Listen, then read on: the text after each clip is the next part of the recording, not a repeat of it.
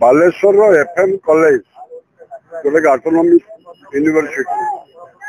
Second year B.Ed student और सौमिश्र ऋषि तंकर जो निजे आत्माहुति कले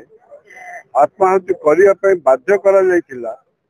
से पुणी आउथरे एबीवीपी रो गोटे मेंबर से झियो हेले मुझे सरकार न्याय देले नहीं से उपस्थिति प्रिंसिपाल जानतरे एचओडी जानतरे स्थानीय विधायक स्थानिक सांसद एवं एपरिकी आमर शिक्षा मंत्री जनई मुख्यमंत्री जनई ताहले एमिति जदि से निजको इमोशन करदेले या दायी किए सरकार दायी सरकार किसी कौन कार्यक्रम करूना एमती गोटे नुह एमती सरकार अनेक गलानी प्रतिदिन 15टा रेप एंड मर्डर होची आज पर्यंत 64,000 नारी मानकर निर्दिष्ट देखा दर्शन भी ना तेणु यार प्रतिवाद आमे समस्त विरोधी दल आमे एकत्रित होकरी आज ओडिशा बंद पालन डाकला आज जो बंद को सफल कर समय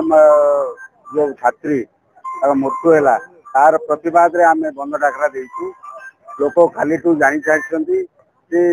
मिलित भाव में आमर जो बंद डाकरा सफल हम आमे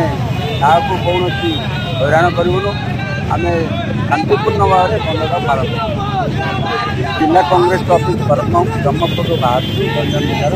बाहरी टाउन सारा आ प्रत्येक अंचल कांग्रेस कर्मी बंद पालन आपण मैंने बुझी शिखे आ बुझी तुम ओडावासी करते है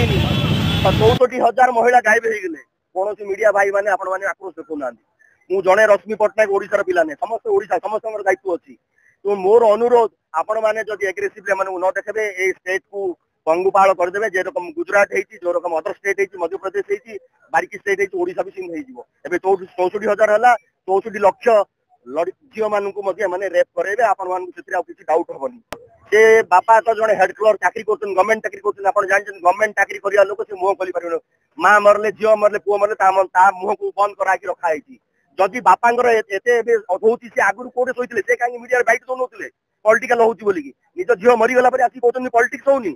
निज झील मरीगला 6 मास है सी चलते कहीं कहले आसिक कांग्रेस वालों कहीं कहले जड़े एबीवीपी स्टूडेंट से जदि तार अधिकार को पार प्रोटेक्शन दिया पारनी ताले बाकी जनसाधारण कौन हम ये कांग्रेस तो राजरास्ता को ओल्लै सारा कर कौन राजरास्ता को ओल्लै चलो तो आउ अटकनी लोकंर मर्यादा झील मान रेस्पेक्ट माँ भौणी मान रेस्पेक्ट देवाटा हल प्रमुख आइडिया बाकी जहाँ कर जानते से भगवान जानते गंगे जानते किंतु जहाँ से बीजेपी वाला वर्ष भितर आप आगू आगुन जिते दिन रे से गोटे गोटे कौन हम आप बुझीपार।